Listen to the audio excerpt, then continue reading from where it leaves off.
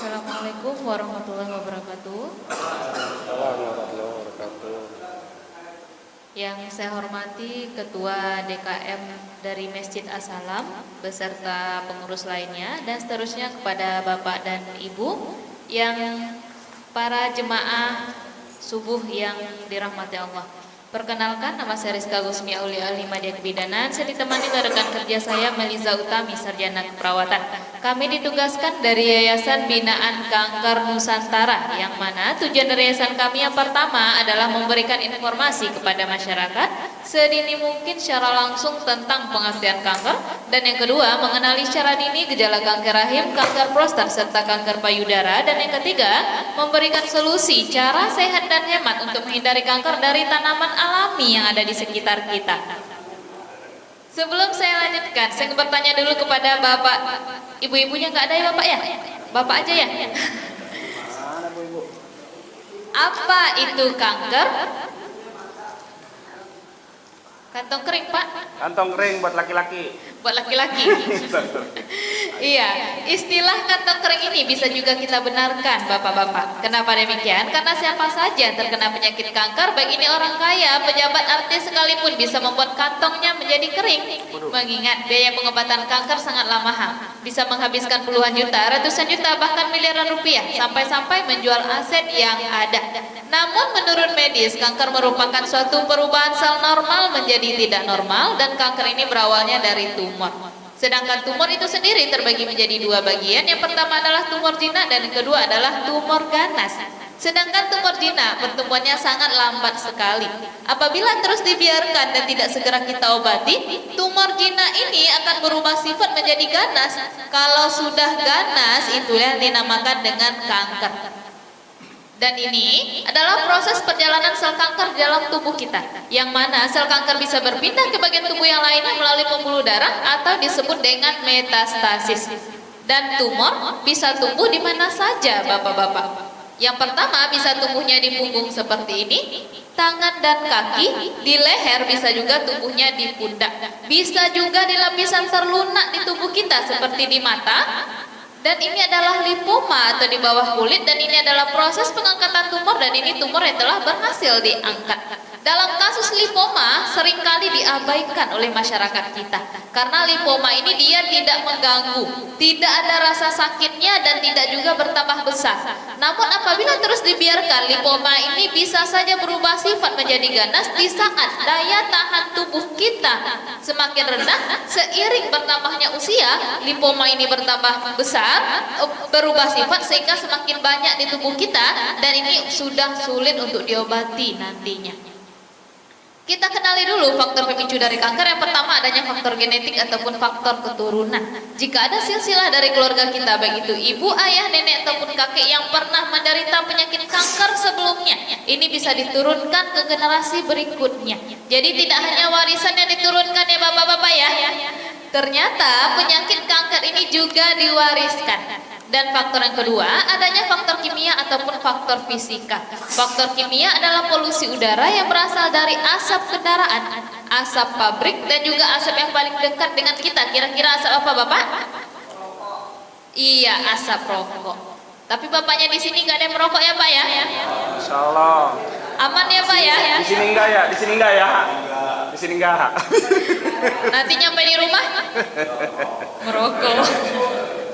Ya, sedangkan faktor kedua, faktor fisika, yaitu gelombang elektromagnetik yang menghasilkan sinar radiasi dari benda-benda canggih. Contohnya adalah penggunaan handphone yang terlalu lama, penggunaan HP yang terlalu lama. Jika kita menelpon lebih dari 30 menit, ini bisa menyebabkan telinga kita menjadi panas. Dan jika ini dibiarkan secara terus-menerus 10 tahun yang akan datang, bisa memicu terjadinya kanker yang ada di otak kita. Apalagi jika kita menelpon sambil HP-nya ini dicas Bapak Ibu, sinar radiasinya meningkat 1000 kali lipat dari penggunaan handphone pada biasanya. Jadi mulai dari sekarang jangan menggunakan handphone sambil dicas ya Bapak Ibu ya. Kalau seandainya menelpon lebih dari 30 menit, sebaiknya kita menggunakan headset atau handsfree, atau bisa kita loudspeaker supaya sinar radiasinya tidak langsung ke telinga kita. Dan faktor yang ketiga, makanan yang mengandung zat karsinogen ataupun zat pengawet. Contohnya adalah penggunaan formalin. Sama-sama kita ketahui formalin digunakan untuk pengawet apa Bapak Ibu? Makan. Untuk pengawet mayat atau pengawet jenazah. Tapi bagi orang-orang yang tidak bertanggung jawab, formalin ini dicampurkan ke dalam makanan. Contohnya makanan kaleng, makanan instan, bahkan adanya tahu ataupun ikan yang dicampur dengan formalin ini. Dan yang kedua, penggunaan boraks ataupun pengenyal. Ini banyak kita temukan pada sosis, bakso, dan mie. Tapi tidak semua ya Bapak Ibu ya. Kira-kira Bapak di sini banyak pencinta bakso? Suka bakso Bapak? Enggak? Jarang? Jarang-jarang. Ya, biasanya yang pencinta bakso ini ibu-ibu serta anak-anak yang masih remaja ya Bapak Ibu ya. Ya, di saat seandainya kita membeli bakso, di saat membeli bakso ini boleh diambil satu buah pentolannya, satu buah baksonya, kemudian kita lemparkan. Apabila dia memantul seperti bola berarti banyak mengandung boraks Bapak-bapak. Tapi ingat, memantulkannya jangan di warung baksonya. Silakan dibawa pulang dulu, nanti bisa marah yang jual ya Bapak-bapak ya. Dan untuk selanjutnya, makanan yang cara pengolahan dan penyajian makanan yang salah. Masak nasi di rumah menggunakan apa Bapak-bapak? Masih menggunakan Magicom, rice cooker? Dan terkadang kita mencolokkannya selama 24 jam non-stop atau sampai nasinya habis. Dan kadangkala kita menemukan nasi yang sudah berubah warna menjadi kuning, tetapi tidak basi dan tidak bau. Dan bagi ibu-ibu yang kreatif, daripada nasi yang dibuang, sayang kalau dibuang ya Bapak ya, jadi mubazir juga. Diolah lagi menjadi nasi apa biasanya Pak?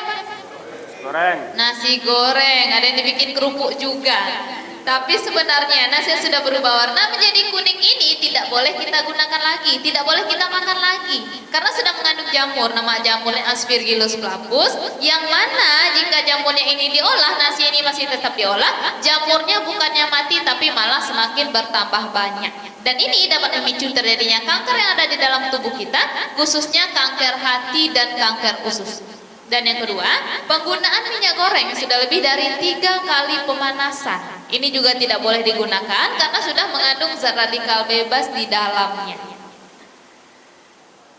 Dan ini adalah contoh-contoh kanker Bapak-bapak, yang mana kanker ini bisa tumbuh di seluruh tubuh kita, baik itu laki-laki maupun wanita, anak-anak sampai orang tua bisa terkena kanker ini. Yang pertama kita akan membahas tentang kanker paru-paru. Dan di sini dapat kita lihat perbedaan paru-paru yang sehat serta paru-paru yang sudah terkena kanker. Dan kanker paru adalah semua penyakit keganasan pada jaringan paru, baik itu berasal dari dalam paru itu sendiri ataupun berasalnya dari luar paru-paru. Penderita kanker paru pada stadium awal ini biasanya sulit untuk dideteksi Bapak Ibu. Dan gejalanya bisa kita lihat, yang pertama batuk yang berkelanjutan, batuk yang sudah diobati namun tidak kunjung sembuh juga, dan yang kedua sesak nafas, dan yang ketiga nyeri pada dada, dan yang keempat suara serak, dan yang kelima mengi. Tahu mengi kan Bapak ya? Mengek. Dan yang terakhir batuk berdarah.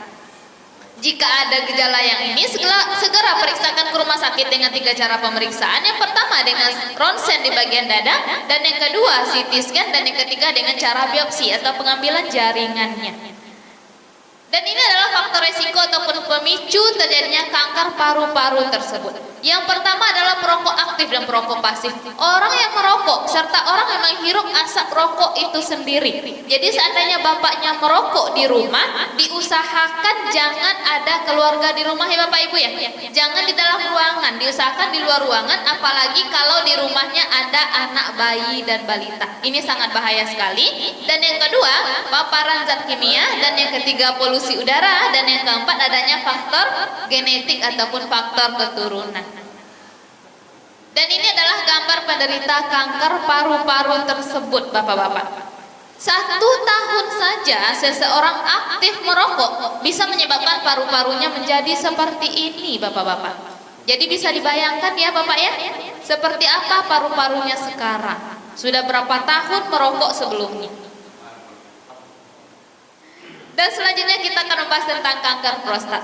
Kanker prostat merupakan jenis penyakit mematikan nomor 3 bagi kaum pria setelah stroke dan jantung. Dan kanker prostat adalah tumbuhnya tumor pada kelenjar prostat dan ini hanya terdapat pada pria saja. Yang mana kelenjar prostat merupakan alat kelamin pria bagian dalam, tidak akan kelihatan dari luar. Ada di sini dia Bapak. Ada di bawah kandung kemih di sini.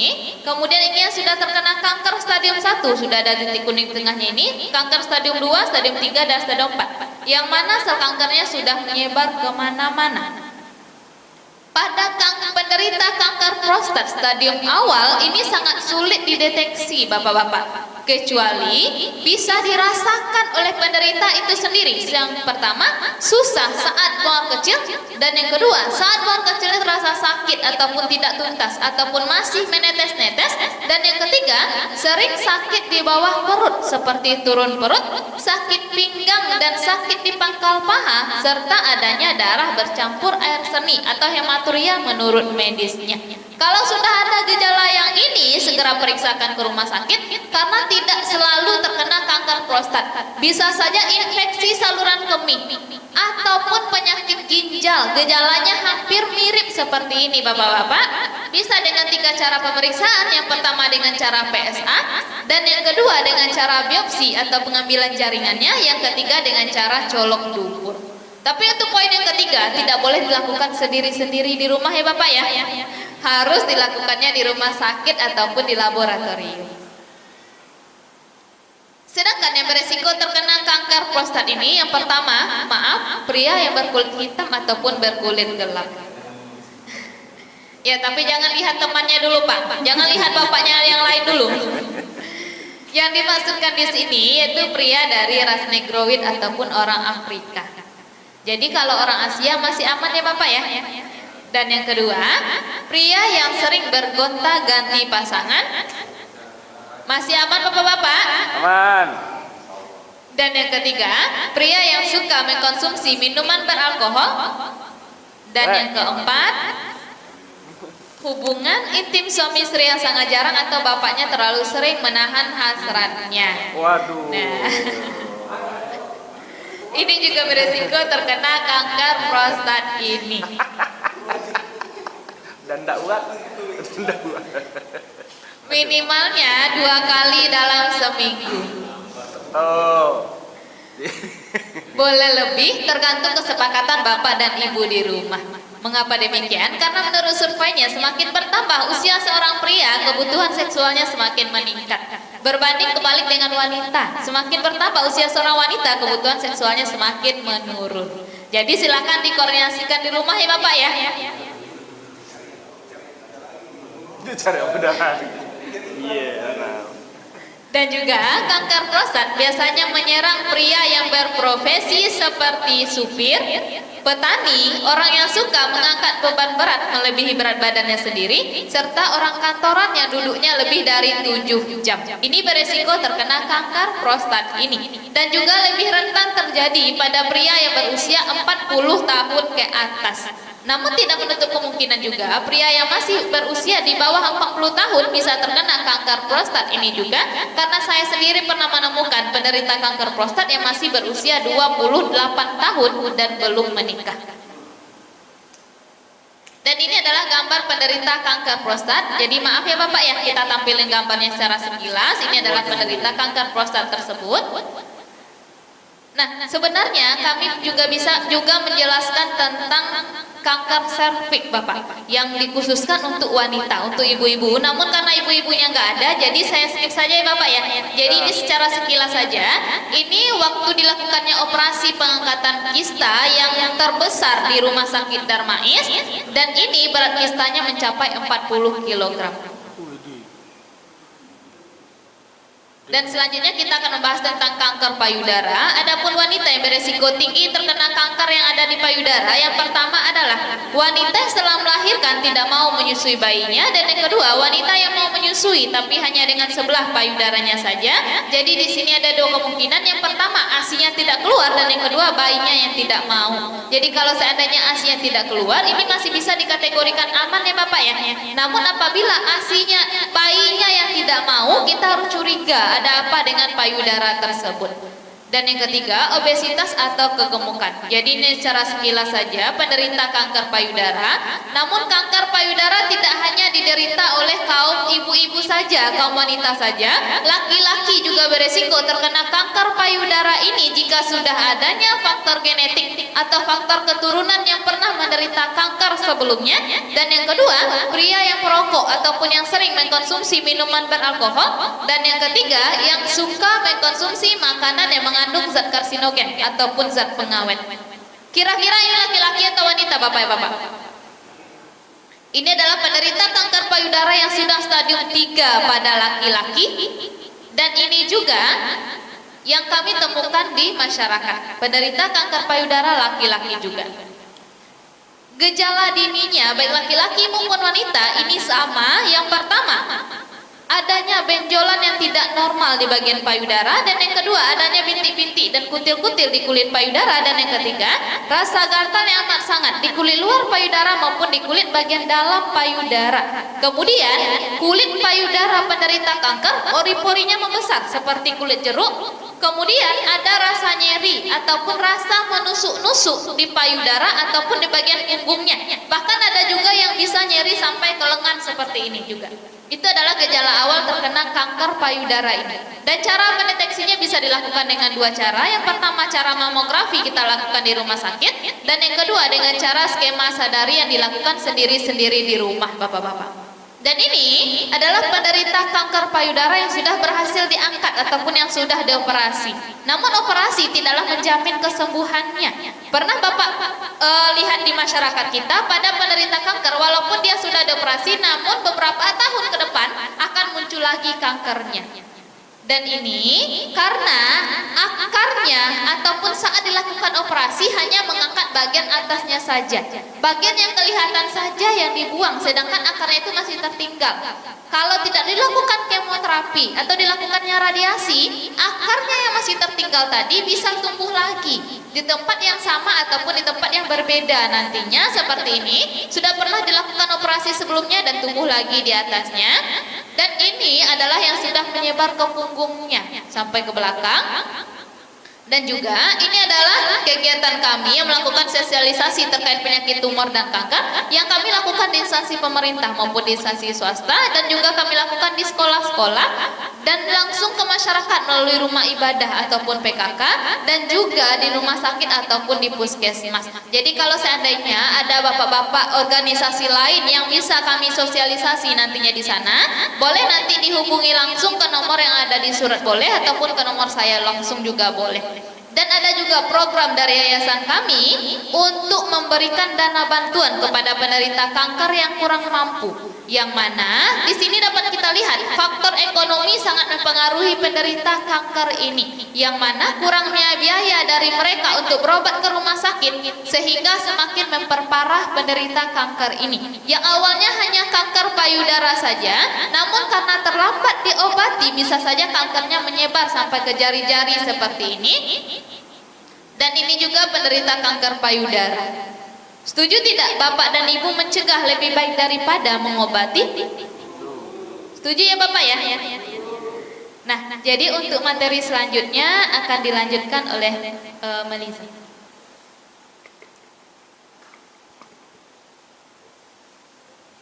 Bismillahirrahmanirrahim.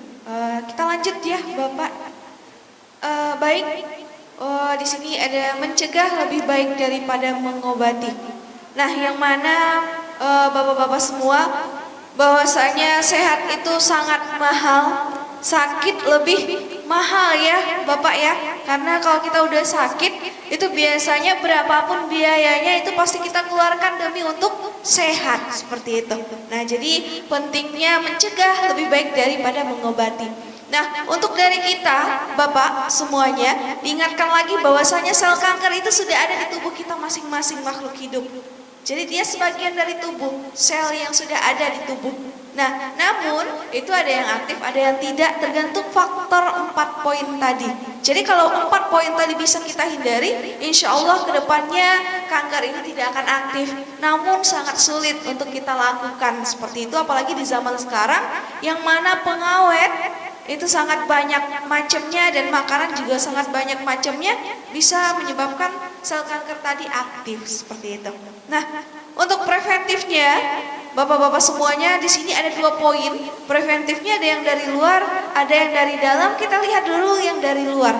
Nah, jadi cara pencegahannya Bapak semua, itu yang pertama nanti Bapak boleh lakukan pola hidup yang sehat dan teratur. Nah, kemudian yang kedua, nanti konsumsi makanan yang memiliki serat tinggi seperti buah dan sayur. Nah, kemudian yang ketiga, hindari makanan yang mengandung lemak tinggi. Nah, ini contohnya kita yang suka makan daging jeroan ya Pak ya, kemudian daging merah seperti daging sapi, daging kambing ya Pak ya, itu kadar lemaknya tinggi. Lemak itu kalau misalnya berlebihan nanti memicu sel kanker aktif di tubuh kita. Nah, kemudian ada lagi menghindari makanan yang mengandung zat pengawet atau karsinogen atau yang sering dibakar atau dipanggang ya Pak ya. Nah, itu juga sangat berbahaya. Karsinogen itu merupakan bahan pengawet yang mana sangat disukai oleh sel kanker tadi, bisa memicu nanti aktif seperti itu. Nah, kemudian lakukan olahraga secara teratur. Kira-kira Bapak dari 5 poin ini ada yang paling sulit gak untuk kita hindari? Semua Pak? Nomor 4 ya Pak ya, setuju Pak nomor 4? Nah, kalau survei kami di lapangan itu memang benar nomor 4 yang paling sulit. Tapi nggak ada hadiah ya Pak ya, karena Bapak udah benar. Kita nggak bawa hadiah nih. Nah, jadi Bapak di sini kita ingatkan lagi bahwasanya pengawet ini sangat sulit kita hindari walaupun sudah kita olah sendiri di rumah. Walaupun udah dimasak sendiri di rumah ya Pak ya. Kita nggak tahu makanan yang kita olah itu bebas dari pengawet. Contohnya ayam potong, ikan laut, ikan asin, buah, sayur, kita nggak tahu itu bebas dari pengawet ya Pak ya, seperti itu walaupun kita udah mengolahnya sendiri di rumah. Nah, kemudian kadangkala ibu-ibu di rumah masak itu kalau nggak pakai penyedap rasa kurang enak ya Pak ya, seperti micin, kaldu ayam, kaldu jamur, kecap, saus. Nah, itu adalah pengawet Pak, karena di dalamnya ada MSG seperti itu. Nah, itulah yang kita konsumsi setiap hari dalam jangka waktu panjang dan satu keluarga, yang mana kalau daya tahan tubuh kita tidak mampu untuk melawan, nanti takutnya sel kanker ini berkembang di usia-usia rentan, misalnya 35 tahun ke atas seperti itu. Namun tidak menutup kemungkinan anak-anak pun kalau misalnya daya tahan tubuhnya rendah Pak, itu juga beresiko sel kanker ini aktif karena makanan-makanan yang dikonsumsinya. Contohnya aja sekarang anak-anak banyak yang terkena gagal ginjal ya Pak ya. Nah, itu disebabkan oleh makanan cepat saji dan minuman kaleng seperti itu. Nah, jadi lebih berhati-hati lagi. Nah, kalau ini dirasa sulit Bapak, kita ada preventif yang dari dalam. Nah, preventif yang dari dalam ini itu juga ada 2 poin. Ada yang dari medis, ada yang dari non medis seperti itu. Nah, kita paparkan yang dari medis dulu. Nah, jadi ada vaksin Pak, namanya HPV. Namun vaksin ini hanya untuk kanker serviks, tidak untuk semua jenis kanker seperti itu. Nah, kanker ini nanti bisa dicegah kalau misalnya kita melakukan vaksin. Namanya vaksin HPV, suntiknya itu 3 kali Pak. Menurut infonya kemarin di lapangan, itu untuk 1 kali suntik itu harganya di Rumah Sakit Darmais 2.500.000. Dia harus 3 kali Pak. 3 kali jadi berapa kira-kira Pak? 7 jutaan ya Pak ya kira-kira. Nah, itu mahal apa murah Pak? Mahal, terbukti bahwa sehat itu mahal, tapi sakit lebih mahal. Namun itu kembali lagi ke masing-masing kita seperti itu. Namun kalau rasanya ini sulit Pak, kemudian hanya untuk serviks, tidak untuk semua jenis kanker, kita beralih ke yang gratis, yang alami, yang ada di sekitar kita, yang bisa kita manfaatkan, yaitu dengan cara mengkonsumsi tumbuhan alami yang ada di sekitar kita yang memiliki zat anti kanker. Namanya ribosominectin protein. Kira-kira bapak-bapak di sini ada yang tahu tumbuhan yang mengandung zat anti kanker? Seperti yang berwarna ungu Bapak. Terong ungu, ubi ungu, itu ada zat kankernya Pak. Jengkol juga ada loh Pak. Nah, Zat kankernya. Bawang merah, bawang putih. Tapi kalau untuk yang kita sebutkan tadi kemudian yang kita konsumsi setiap hari Pak, itu persentasenya masih kecil. Nah persentase kecil itu tidak akan berpengaruh. Kenapa? Karena makanan yang kita konsumsi pengawetnya lebih tinggi seperti itu. Nah 5 poin tadi itu akan kalah Pak dengan yang kita konsumsi tadi karena persentasenya kecil seperti itu. Nah nanti kami paparkan 2 tumbuhan apa 3 tumbuhan Kak? 3 tumbuhan yang mengandung zat anti kanker. Nanti bapak-bapak boleh pilih mana yang gampang seperti itu. Nah jadi di dalam 3 tumbuhan itu nanti fungsinya dapat memblokir pertumbuhan sel kanker, kemudian dapat menonaktifkan perkembangannya, kemudian mampu membunuh perkembangan sel kanker sampai ke akarnya. Nah jadi boleh diinfokan juga Pak, siapa tahu ada di sekitar kita yang menderita kanker, itu bisa untuk pengobatan. Selain pengobatan juga bisa pencegahan. Nah jadi bapak-bapak yang sehat nih bisa mencegah kanker itu tidak terjadi kalau misalnya mengkonsumsi tumbuhan alami yang kami paparkan ini, karena persentasenya itu sangat tinggi. Nah untuk yang pertama Pak, ada tumbuhan ini, ada yang tahu? Benalu ya Pak ya. Nah benalu itu mengandung 50% zat anti kanker. Tapi benalu khusus yang tumbuh di pohon teh saja. Tidak semua benalu ya Pak ya. Benalu kan banyak, ada di pohon jambu, mangga. Nah yang mengandung 50% itu hanya tumbuh di pohon teh. Bisa ya Pak ya? Dicari ya Pak ya. Nah jadi cara pengolahannya itu harus sesuai dengan yang dipaparkan, karena yang kami paparkan ini Pak sudah ada jurnal dan dokter penanggung jawabnya seperti itu. Karena kalau misalnya yang udah jadi Bapak konsumsi, takutnya nanti cara pengolahannya salah, khasiatnya juga salah seperti itu. Nah saya jelaskan caranya Bapak. Nanti daun dan batangnya itu kita ambil, kemudian kita keringkan, langsung dikeringkan ya Pak ya, nggak boleh direbus seperti itu. Nah jadi dikeringkan, jadi kalau udah kering kan dia akan seperti ramuan rempah begini ya Pak ya. Nah inilah yang kita konsumsi. Kalau udah kering, konsumsinya cukup dengan diseduh dengan air hangat. Jadi diambil 1 sendok, diseduh dengan 250 ml air hangat, kemudian airnya diminum. Cukup 1 kali sehari selama 12 bulan. Setahun ya Pak ya. Bisa ya Pak ya. Nah ini bisa mencegah kita terkena kanker hingga 5 tahun ke depan. Jadi minumnya cuma setahun, setelah itu Bapak stop 5 tahun seperti itu. Nah jadi durasinya 5 tahun. Kalau rasanya ini sulit Pak, kita ada tumbuhan yang kedua. Dan nanti boleh dipilih. Nah ini juga sama, 50%. Ada yang tahu Pak? Dia sejenis keladi. Keladi ini ada 27 jenis ya Pak ya. Hati-hati seperti itu, karena dia beracun. Nah kalau yang mengandung zat kanker Pak, keladinya adalah keladi tikus. Mungkin pernah dengar ya Pak ya, keladi tikus itu memiliki khasiat untuk pengobatan kanker seperti itu. Nah jadi keladi tikus ini ciri-cirinya dia memiliki bunga seperti ekor tikus.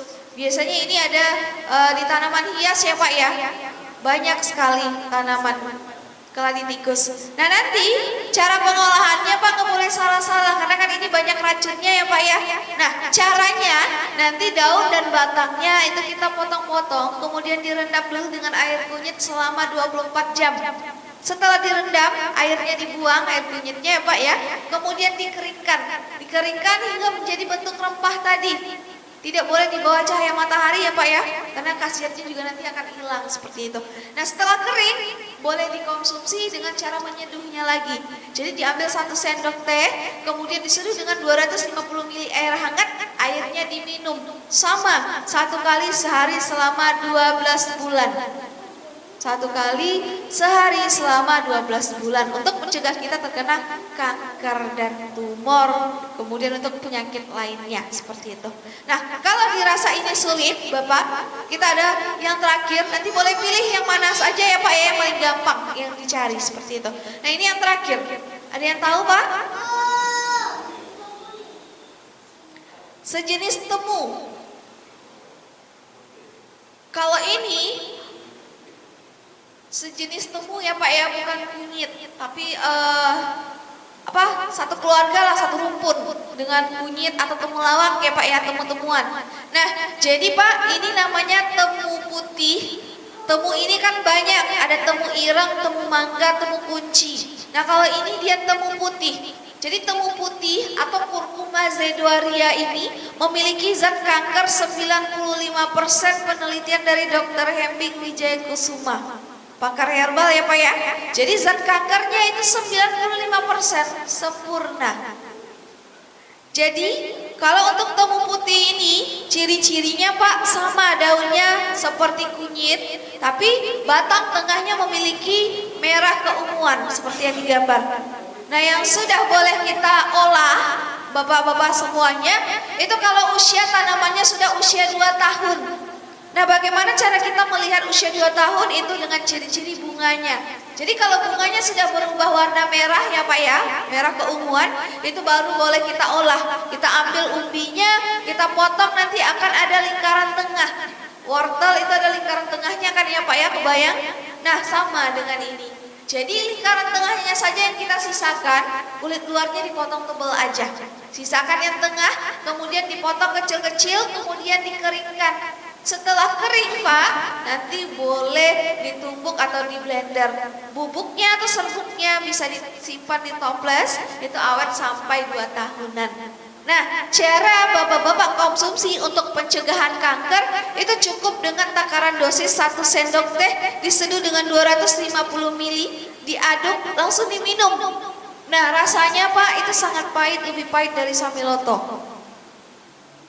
Nah, diminumnya itu cukup 1 kali sehari selama berapa bulan kira-kira Pak? Karena 95%.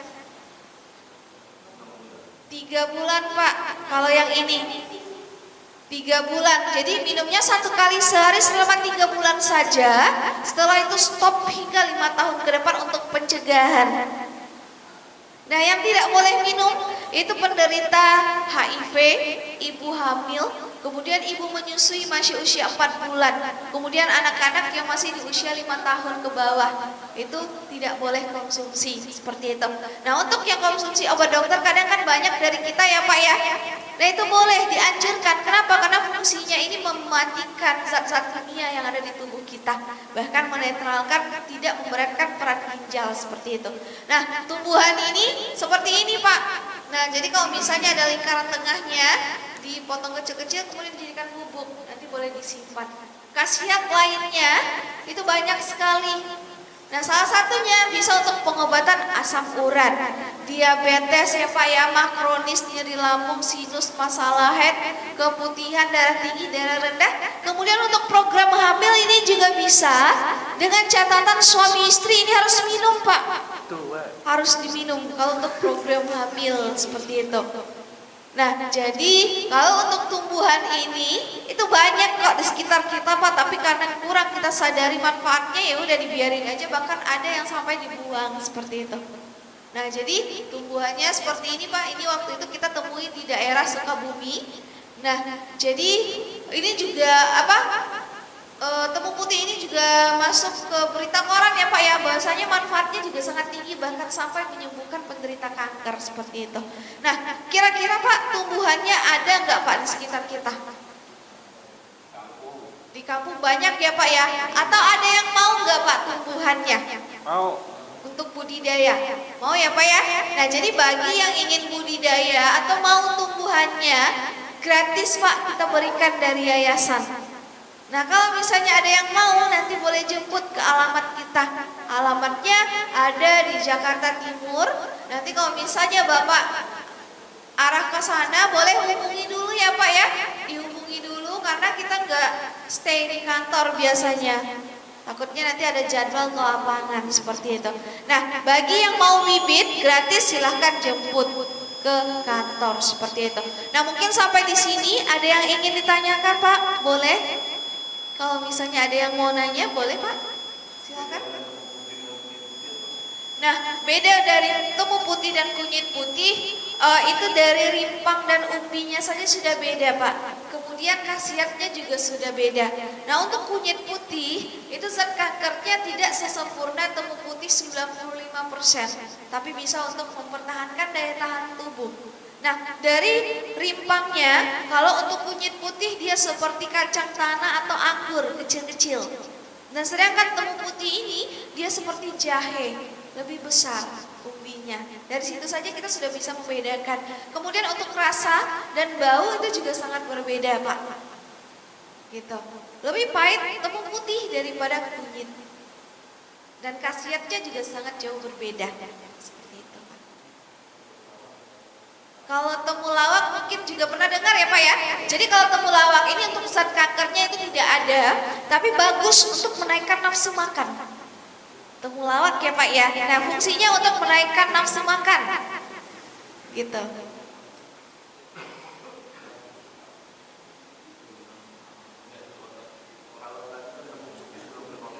Iya Pak. Kalau untuk persentase kunyit putih itu saat ini masih belum selesai untuk penelitiannya Pak.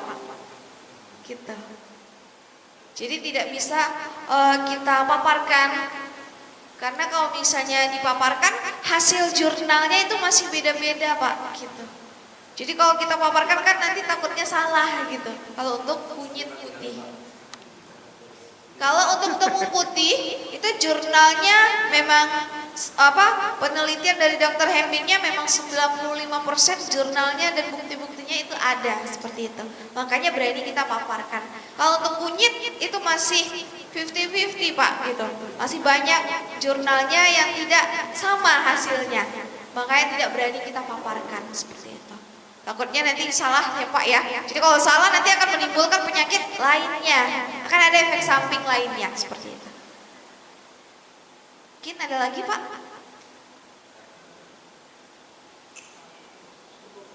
Ada lagi Pak? Sudah ya Pak ya? Nah, jadi Pak kalau untuk bibit yang ingin budidaya juga atau mau juga untuk konsumsi ya Pak ya, silakan jemput ke kantor, gratis diberikan. Namun untuk bibitnya ini Pak masih usia 3 bulan 4 bulan. Harus tunggu sampai usia 2 tahun dulu baru boleh dikonsumsi, diolah seperti itu.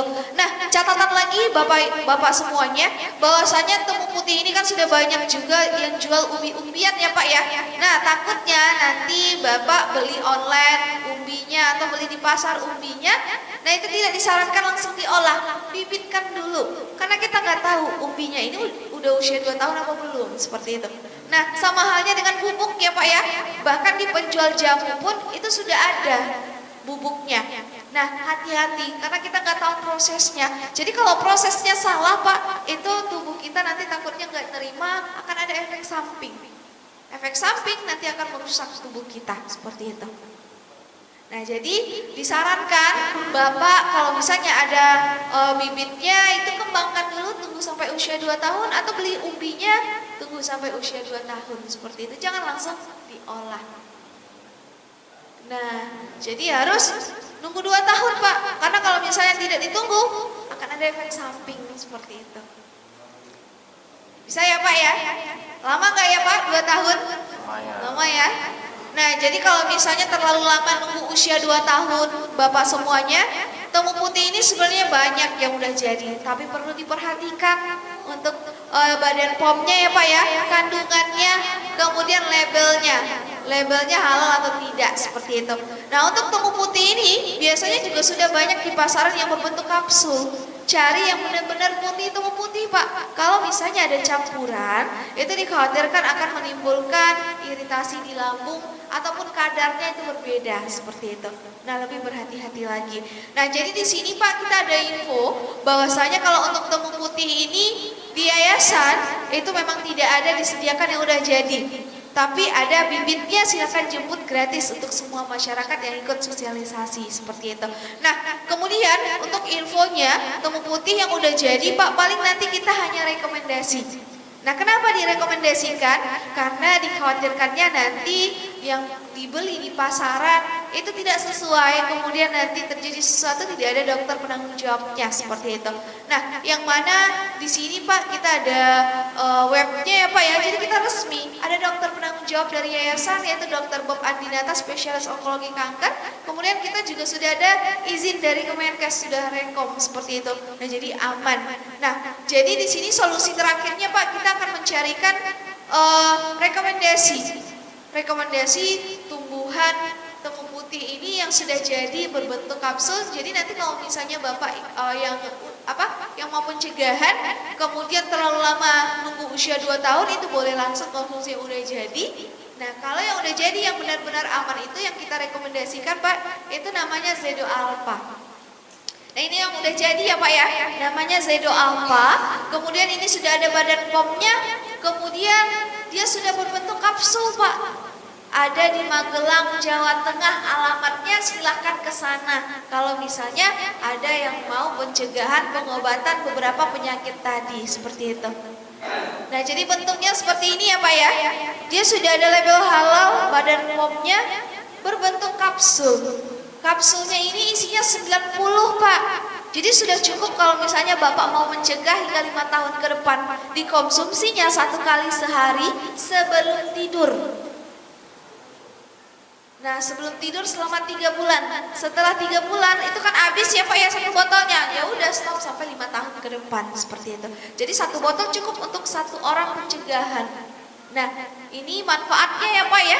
Jadi bagi yang ada asam urat, diabetes, kemudian masalah keputihan, stroke, kelenjar getah bening, pendarahan dan lain-lainnya, itu nanti dosisnya dinaikkan Pak, 3 kali 1 pagi, 1 siang, 1 malam. Nah, itu berarti dia kembali ke pengobatan.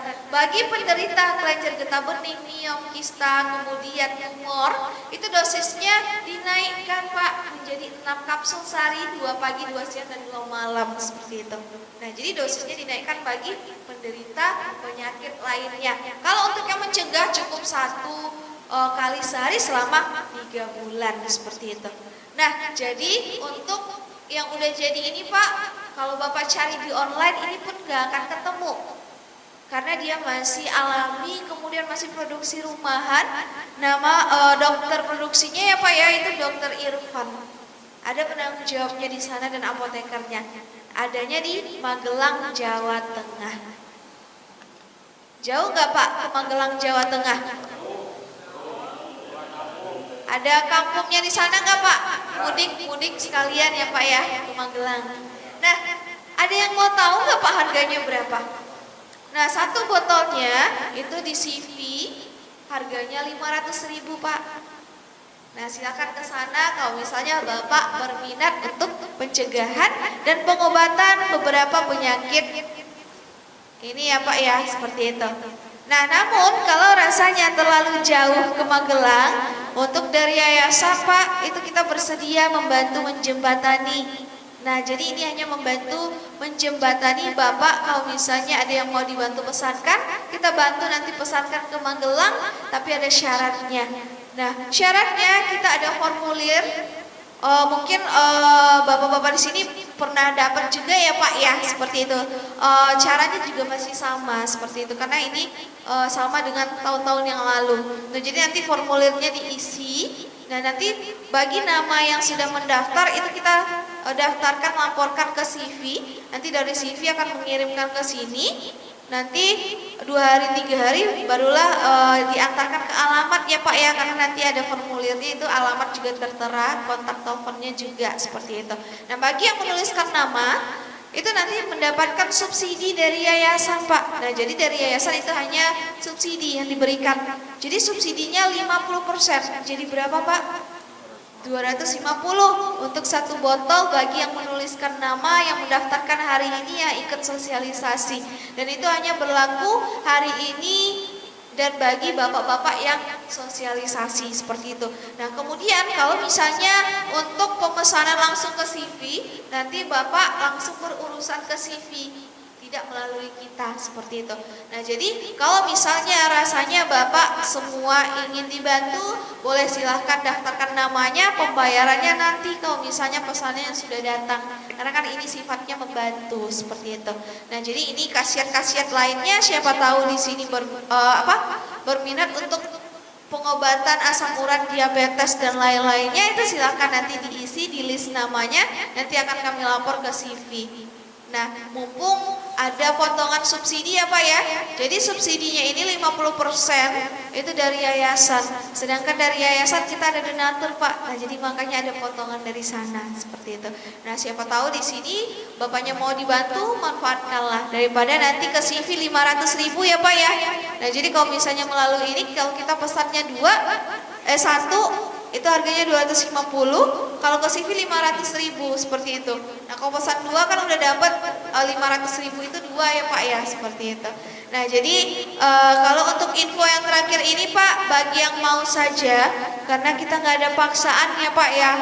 Jadi bagi yang mau mencegah, kemudian mau pengobatan itu silakan diisi. Karena kalau misalnya dipaksa nanti hasilnya juga nggak akan ada ya Pak ya. Yang namanya ini ikhtiar seperti itu. Nah, bagi yang mau silakan diisi, nanti kami daftarkan. Oke, baik Bapak semuanya, mungkin itu saja yang bisa saya sampaikan. Untuk yang poin terakhir ini sih Pak, kita nggak terlalu berpengaruh seperti itu karena ini hanya rekomendasi saja. Kalau rasanya butuh silakan, kalau rasanya ragu-ragu jangan. Karena nanti kalau misalnya udah ada nama tidak bisa dibatalkan seperti itu. Nah, mungkin cukup sekian dan terima kasih ya Pak ya atas waktu dan kesempatannya. Di sini tujuan kita hanya berbagi ilmu. Semoga ilmu ini bisa bermanfaat untuk kesehatan kita ke depannya. Karena tubuh ini nggak dipakai buat hari ini aja ya Pak ya. Kita butuh untuk ke depannya, maka jagalah kesehatan. Mohon maaf apabila saya ada salah ya Pak ya. Saya tutup. Assalamualaikum warahmatullahi wabarakatuh. Waalaikumsalam warahmatullahi wabarakatuh. Bapak, kita izin minta foto bersama ya Pak ya. Boleh Bu.